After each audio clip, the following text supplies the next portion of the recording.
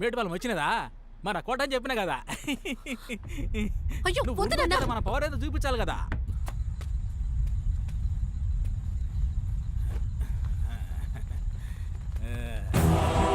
అందరికీ దండ, దండ.